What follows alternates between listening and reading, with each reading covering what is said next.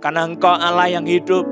Dengan segala yang Kau perbuat, bumi ini nyata Tuhan bahwa Engkau adalah penebus kami, Engkau adalah penyembuh kami, Engkau adalah Raja di atas segala-galanya. Engkau menghakimi segala sesuatu, Kau bertindak dengan kuasa-Mu Tuhan, tidak ada yang bisa menahan kemuliaan-Mu. Tidak ada yang bisa menahan kekuatan-Mu dan kehendak-Mu.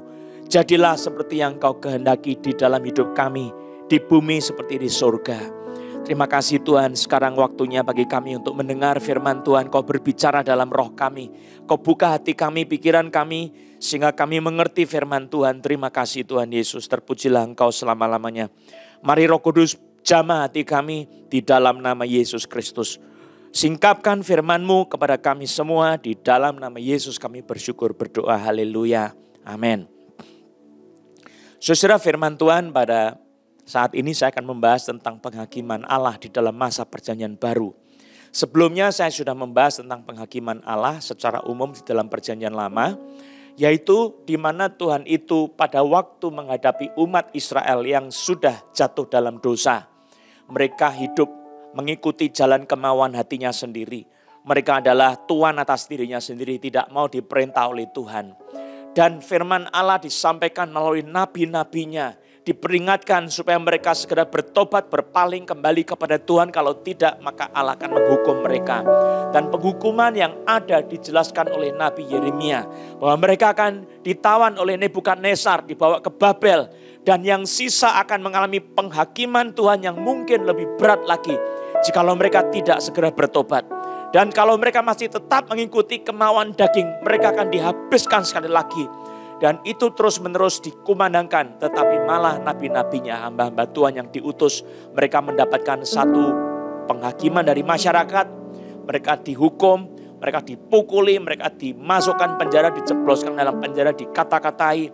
Dan akhirnya Tuhan menyatakan penghakiman murkanya. Mereka dihukum bukan cuma karena mereka berdosa, tapi ada juga dari mereka yang semakin lama makin banyak menyembah berhala kepada dewa Molok, kepada dewa Asitoret, dewa-dewa langit, bintang-bintang langit. Mereka menyembah, mempersembahkan anak-anaknya laki-laki, anak-anaknya perempuan untuk berjalan di tengah-tengah bara api dan kemudian mati di tengah-tengahnya. Dan mereka menyembah dewa-dewa itu. Dan Tuhan berkata, itu tidak pernah ada dalam pikiranku, itu tidak pernah aku bayangkan terjadi di antara umatku sendiri. Saudara yang dikasihi Tuhan, pada saat itu kemudian Tuhan menghukum bangsa Israel dengan penghakiman yang sangat keras. Kalau kita melihat Nabi Yesaya berseru kepada Tuhan, mengapa Tuhan engkau menghajar umatmu dengan keras? Engkau tertegun melihat mereka. Saudara-saudara yang dikasihi oleh Tuhan Yesus Kristus, di dalam tangisan, ratapan, air mata Nabi Yeremia melihat umatnya mengalami satu sengsara yang besar. Maka pada saat itu Tuhan menyatakan dirinya melalui nabinya. Air matanya ada di tengah-tengah umatnya. Kenapa? Sebab mereka itu sudah memberontak melawan Tuhan. Saudara-saudara, kalau kita meneliti firman Tuhan, ternyata dijelaskan di dalam kitab suci. Habakuk pasal 1 ayat 13 saya akan membaca. Matamu terlalu suci untuk melihat kejahatan, dan engkau tidak dapat memandang kelaliman.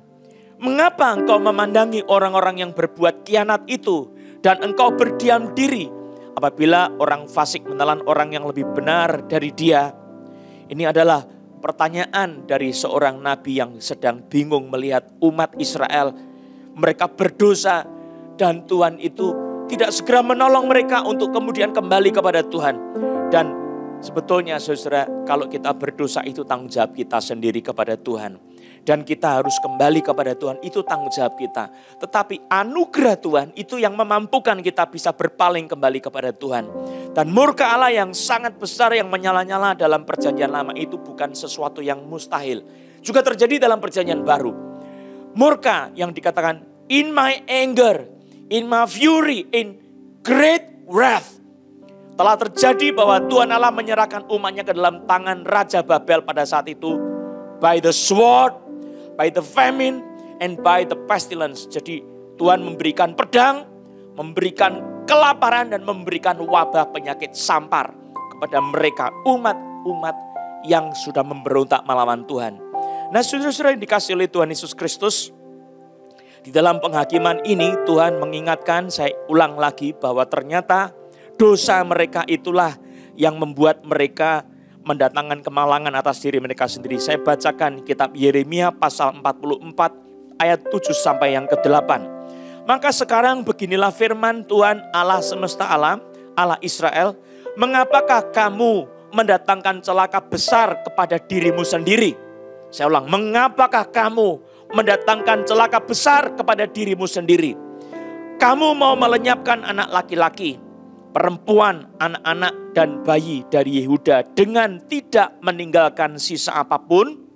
Mengapa kamu mau menimbulkan sakit hatiku, sakit hati Tuhan, dengan perbuatan tanganmu, yakni membakar korban kepada Allah lain di tanah Mesir, yang kamu masuki untuk tinggal sebagai orang asing di sana? Mengapa kamu mau menjadi kutuk dan aib di antara segala bangsa di bumi?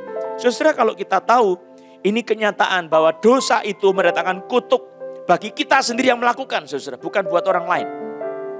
Orang lain kena perbuatan dosa kita, dia kena masalah, bukan menjadi kutuk, bukan, tetapi orang itu jadi korban. Tapi orang yang berbuat dosa itu yang kena kutuk. Dan di dalam kitab suci, maka Tuhan berkata, mengapakah kamu mendatangkan celaka besar kepada dirimu sendiri? Nah, saudara-saudara yang dikasihi Tuhan Yesus Kristus, dalam hal ini Tuhan yang Maha Kudus dan Maha Adil dibenarkan karena Dia mendatangkan sesuatu yang mendatangkan kelayakan buat orang yang menerimanya. Tidak dipersalahkan sama sekali. Nah, saudara yang dikasihi Tuhan Yesus Kristus, Tuhan itu tidak tahan melihat dosa. Dan itu sebabnya Dia mengadakan penghakiman buat orang-orang yang berdosa.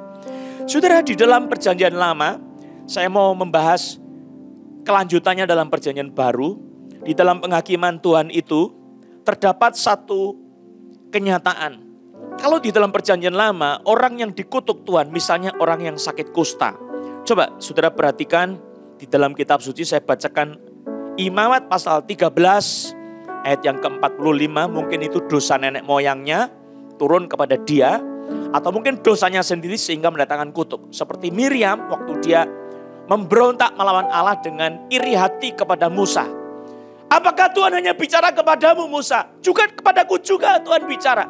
Kenapa kamu yang memimpin? Dan di situ Tuhan menghakimi Miriam. Lalu kemudian Miriam kena kusta, saudara. Dikatakan tentang kusta ini, saudara.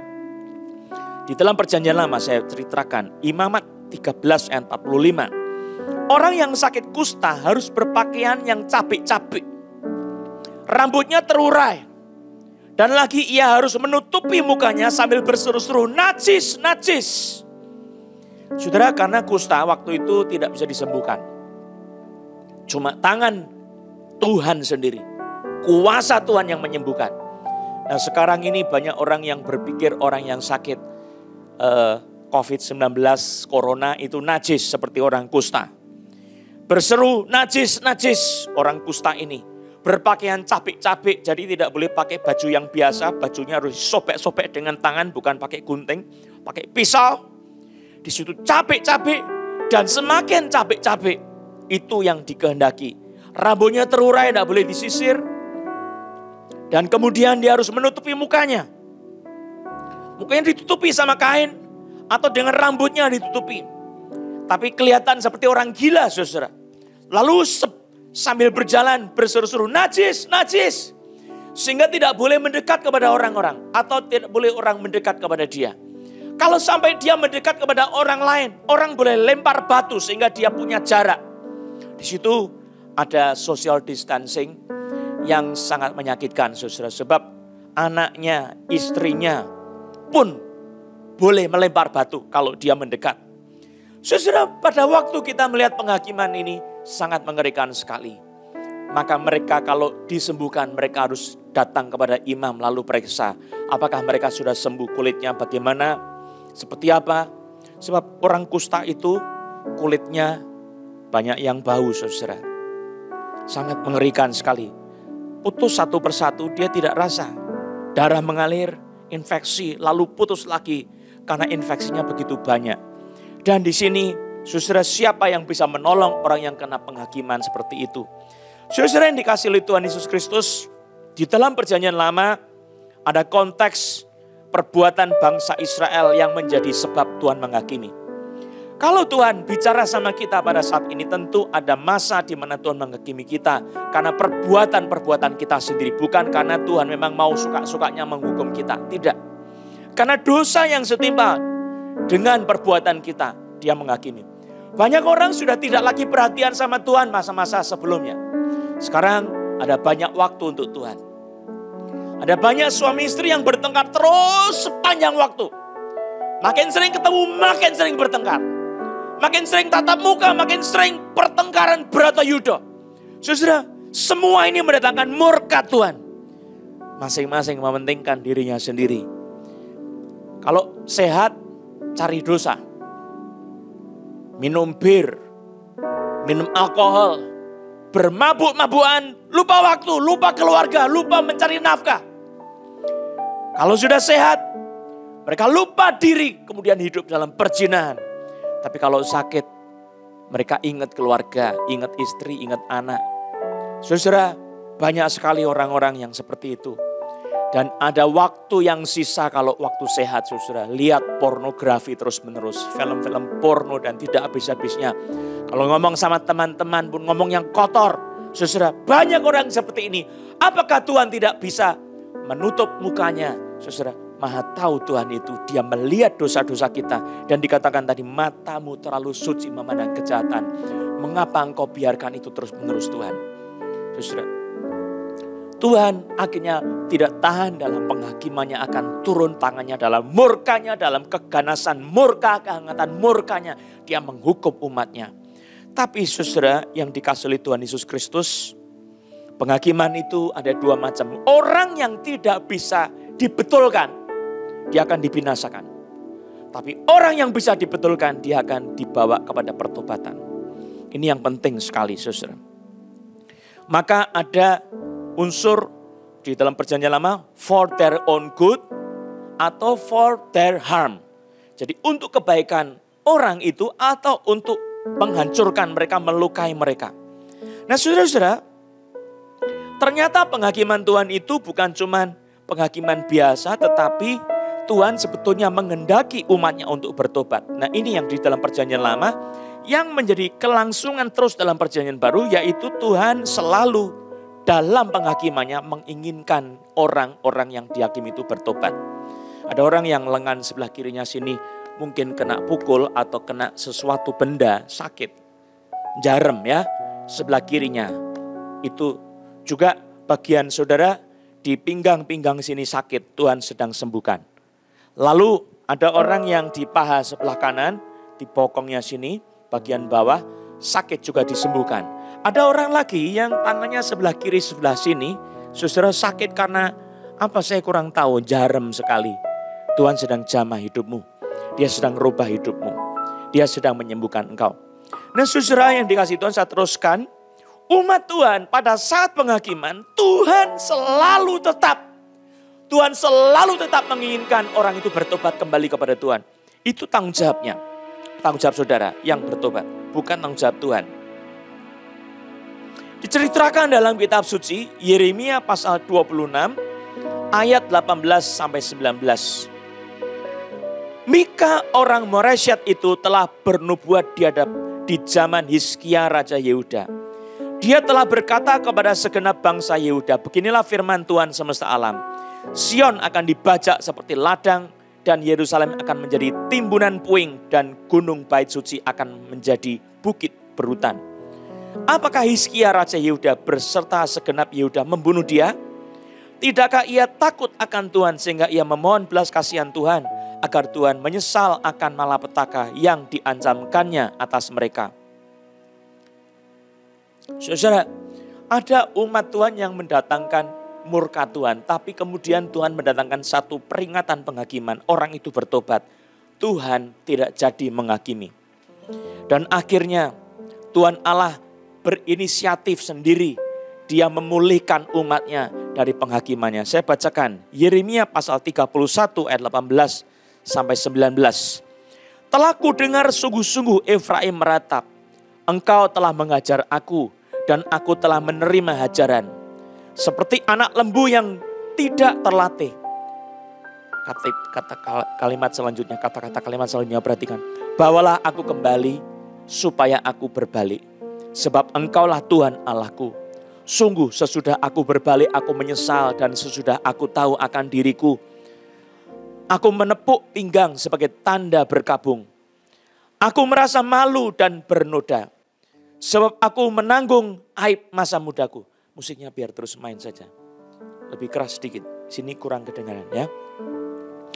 Telah ku dengar sungguh-sungguh Efraim meratap. Engkau telah mengajar aku dan aku telah menerima ajaran seperti anak lembu yang tidak terlatih. Bawalah aku kembali supaya aku berbalik, sebab Engkaulah Tuhan Allahku. Sungguh sesudah aku berbalik aku menyesal, dan sesudah aku tahu akan diriku aku menepuk pinggang sebagai tanda berkabung. Aku merasa malu dan bernoda sebab aku menanggung aib masa mudaku. Saudara, Tuhan itu penuh belas kasihan.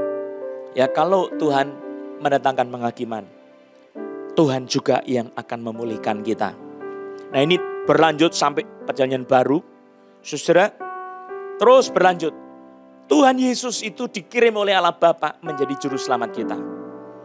Di tengah-tengah keberdosaan kita, asal orang sungguh-sungguh bertobat kepada Tuhan, dia akan dibebaskan dari penghukuman itu. Saudara yang dikasih Tuhan Yesus, perjanjian lama juga sama. Ya, perjanjian lama, bangsa Israel kalau dia bertobat sungguh-sungguh, segenap hati bertobat, menyesali dosa-dosanya, tidak lagi mau hidup dalam dosa-dosanya itu, mungkin tadinya berzina, sekarang berhenti berzina, menyesal, hatinya hancur, hatinya mengakui sama Tuhan, terbuka jujur, saya sudah berdosa Tuhan.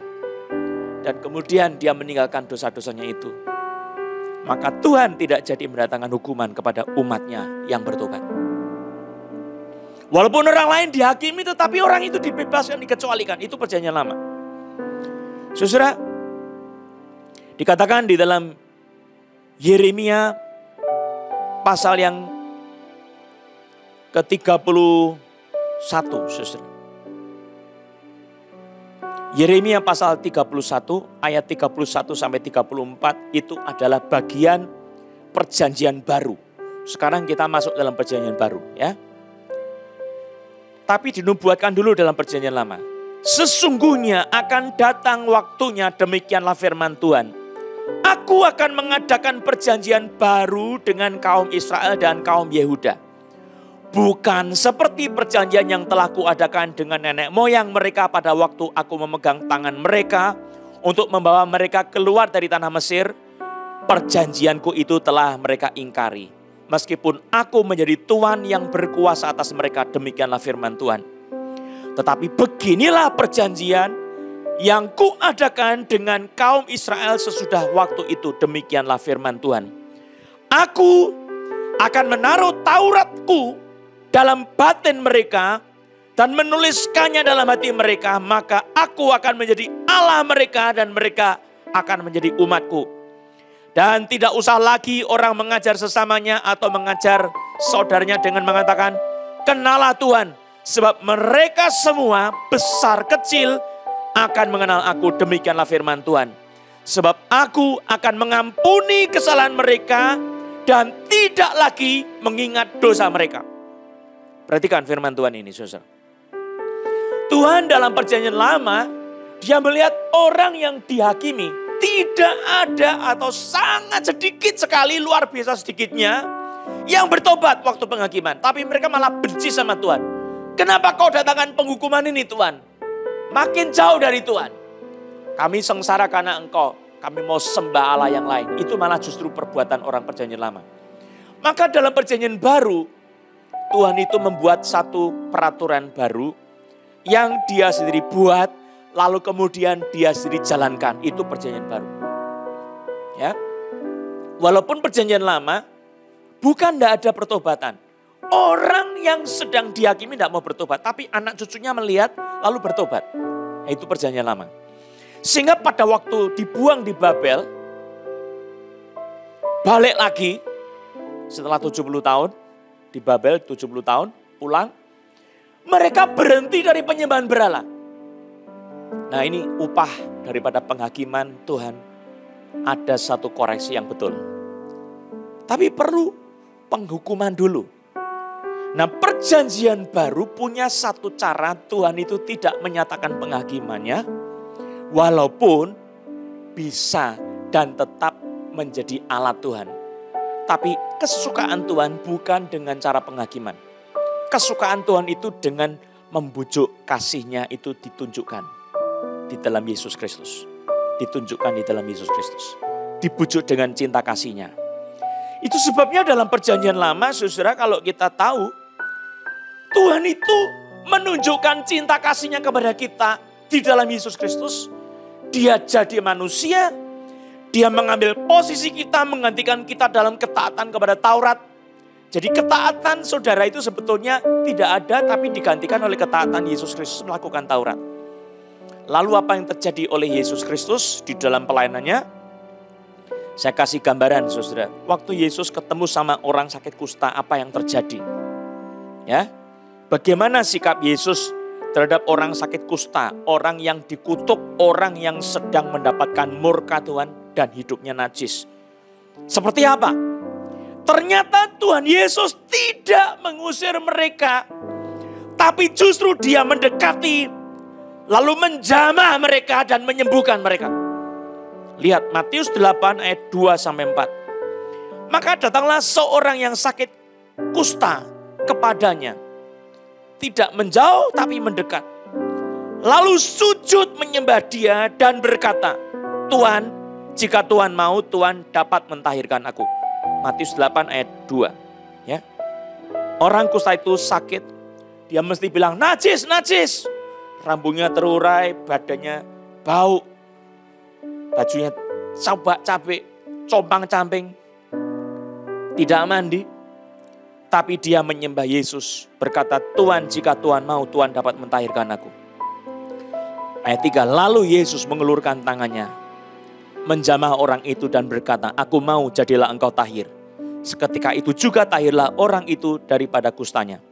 Lalu Yesus berkata kepadanya, ingatlah, jangan engkau memberitahukan hal ini kepada siapapun, tetapi pergilah, perlihatkanlah dirimu kepada imam dan persembahkanlah persembahan yang diperintahkan Musa sebagai bukti bagi mereka. Saudara, itu dicatat di dalam Markus 1 ayat 40-45, Lukas 5 ayat 12-15. Itu peristiwa yang besar sekali. Yesus tidak mengusir orang yang dihakimi. Yesus tidak membenci orang yang dihakimi. Yesus tidak mengatakan itu orang yang dihukum Tuhan, dikutuk sama Tuhan. Ayo lempari dengan batu, habisi dia, matikan dia. Tidak. Yesus dia mengampuni orang yang dihukum oleh Tuhan. Yesus menunjukkan kasih Allah yang besar.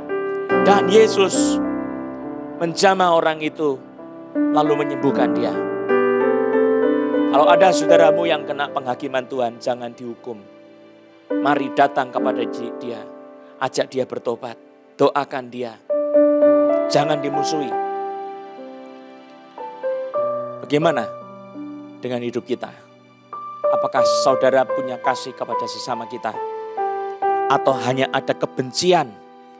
Ada Taurat perjanjian lama saja dan tidak ada anugerah dalam hidupmu? Saudara yang dikasihi oleh Tuhan Yesus Kristus, Yesus menyentuh orang sakit kusta itu. Dia berkata, aku mau, jadilah engkau tahir. Kamu tanya, maukah engkau menyembuhkan aku? Aku mau, jadilah engkau tahir.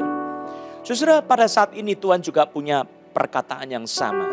Engkau yang hidup dalam dosa, sebesar apapun dosamu, kalau engkau mau bertobat, kasih-Nya terbuka buat saudara. Dia berkata, aku mau engkau tahir. Marilah datang kepadaku semua yang letih lesu dan berbeban berat. Aku akan memberi kelegaan kepadamu. Saudara yang dikasihi Tuhan, Yesus menyembuhkan 10 orang kusta. 10, cuma 1 yang bilang terima kasih sama dia. Yesus pun sembuhkan yang 9 yang tidak pernah terima kasih. Itu perjanjian baru, saudara.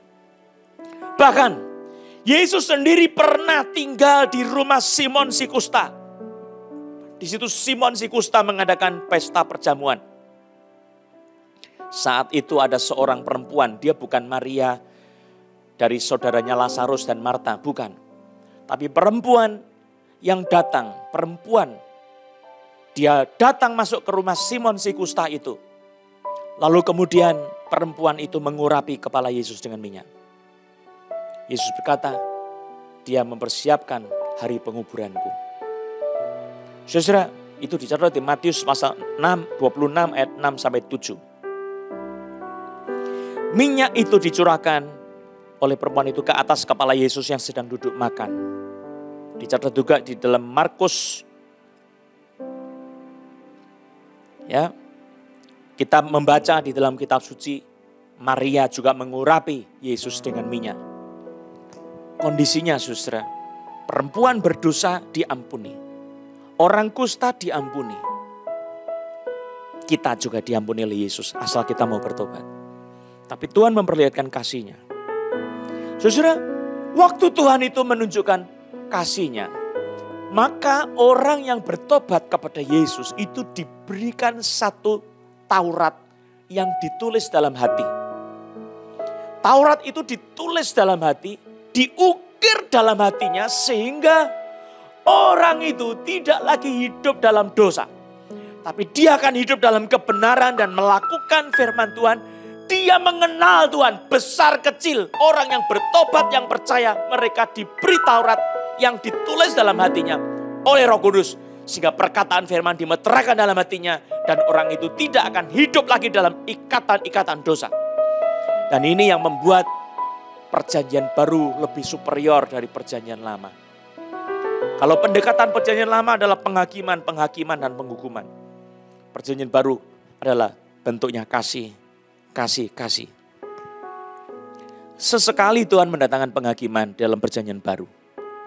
Ada orang yang ditimpa oleh pilar-pilar.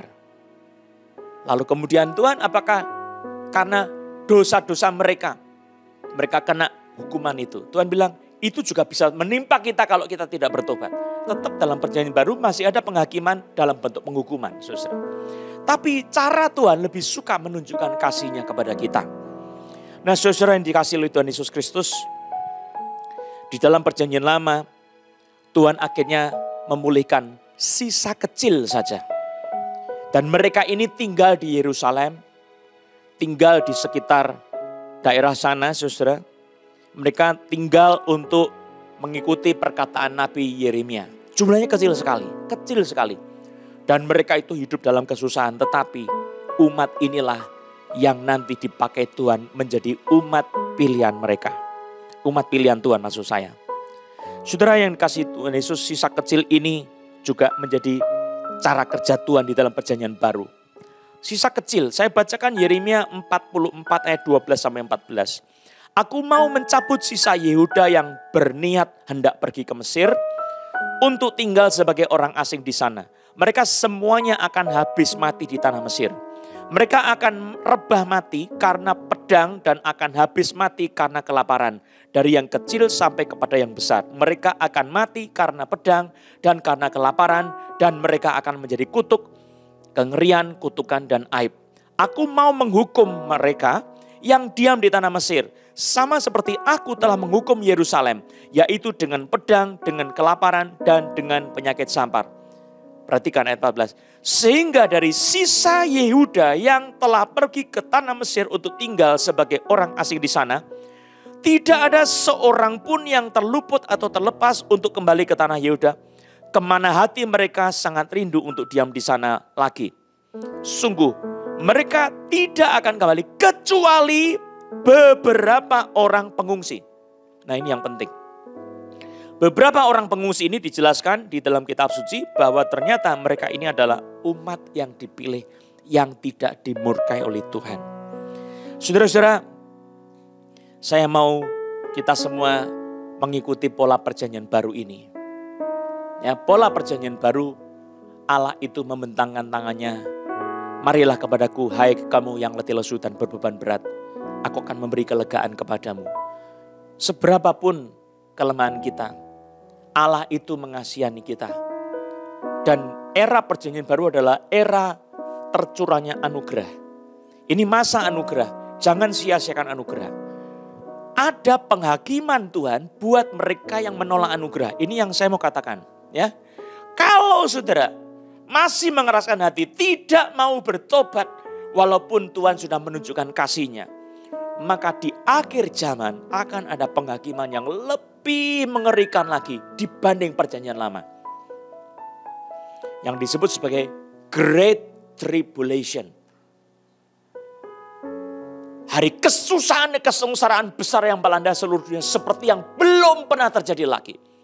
Tetapi buat umat pilihan Tuhan yang mau bertobat, di tengah-tengah masa Great Tribulation, umat ini akan diangkat. Ya, Great Tribulation itu 7 tahun sengsara, tapi dibagi 2, 3,5 tahun pertama, 3,5 tahun kedua.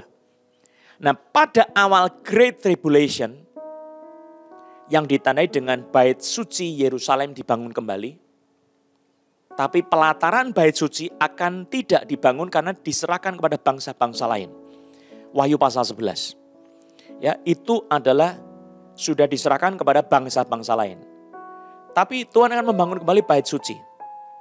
Dan disitulah dimulainya 3,5 tahun sengsara besar. Di waktu itu akan muncul 2 nabi Allah yang akan bersaksi dengan kuasa seperti Musa dan satu lagi seperti Elia. Berkuasa atas alam seperti Elia, berkuasa atas air seperti Musa, begitu rupa pelayanannya. Dan nanti orang itu akan mati dibunuh dan 3,5 hari mereka akan dibiarkan. Setelah itu akan dibangkitkan oleh Tuhan. Itu adalah masa kebangkitan untuk kita semua yang percaya.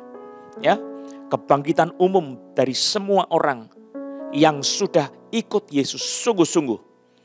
Bersaksi bagi Yesus, hidup benar, kudus untuk Yesus akan dibangkitkan kalau mati.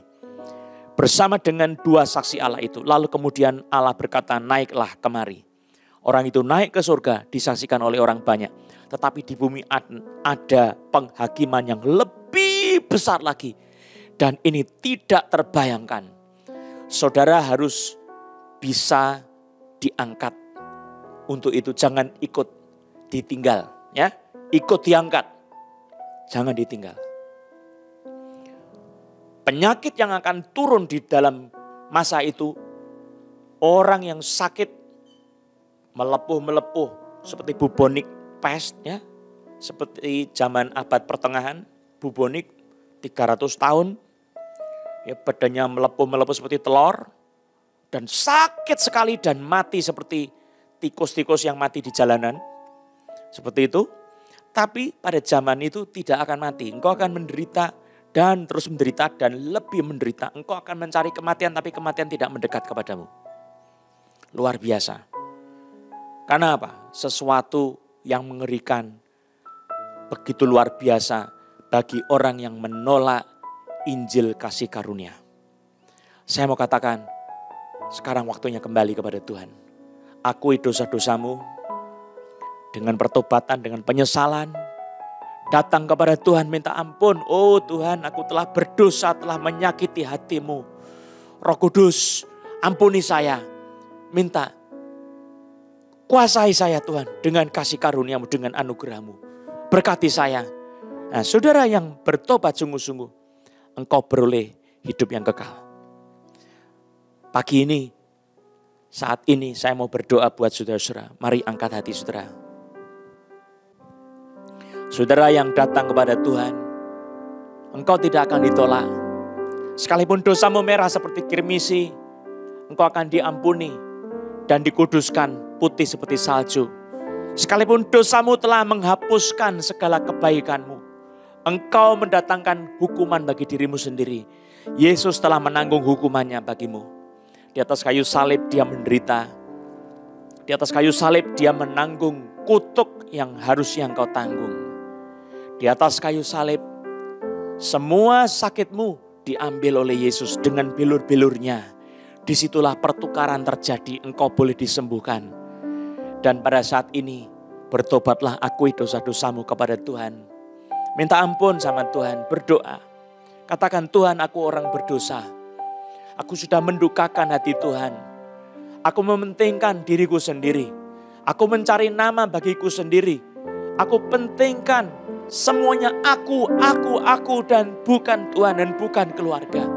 Bukan orang lain. Saudara berdoa, jujur sama Tuhan. Minta pengampunannya. Yesus datang kepada saudara menghampiri saudara. Seperti orang kusta yang datang menyembah Yesus, sujud. Yesus tidak tolak.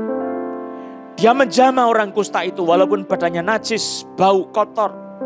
Orang tidak ada yang mendekat, tapi Yesus mendekat kepadamu. Dan dia menghampiri engkau, menjamah hidupmu.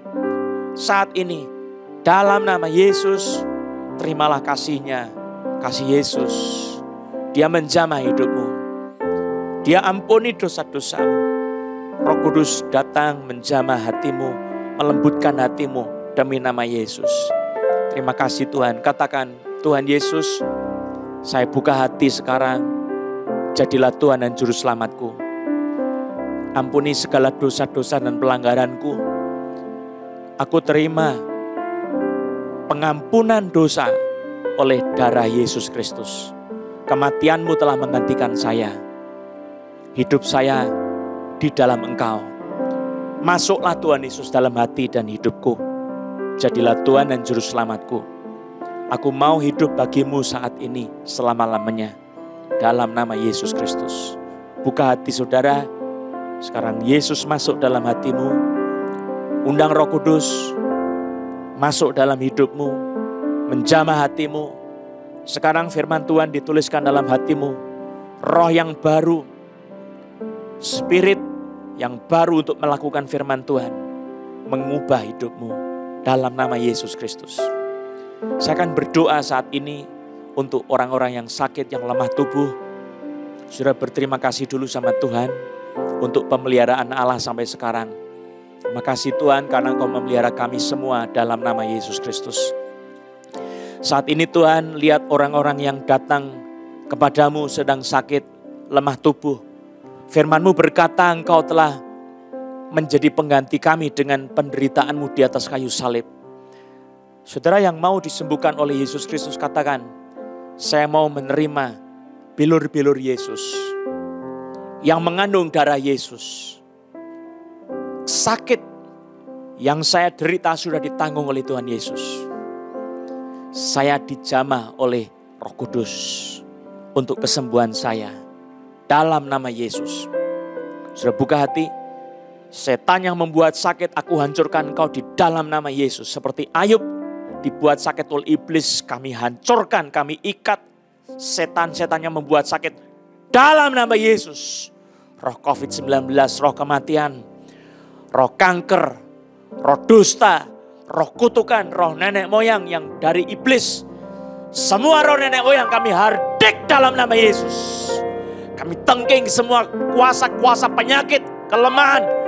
Dalam nama Yesus, keluar, pergi dalam nama Yesus. Dan kuasa Roh Kudus mengalir menyembuhkan saudara. Terimalah kesembuhan oleh bilur-bilur Yesus. Terima kesembuhan itu sekarang, bukan saya tapi Roh Kudus yang mengerjakannya. Dalam nama Yesus. Oleh bilur-bilur Yesus engkau disembuhkan. Tidak ada lagi sakit kepala, COVID-19 tidak ada lagi, radang paru-paru tidak ada lagi, radang tenggorokan tidak ada lagi, sakit batuk, pilek. Semua sakit pinggang, sakit tulang-tulang semua hilang oleh nama Yesus Kristus. Bukan manusia yang sembuhkan, tapi Tuhan sendiri yang sembuhkan. Roh Kudus yang sembuhkan. Oleh nama Yesus engkau dijamah. Demi nama Yesus, terima kasih Tuhan.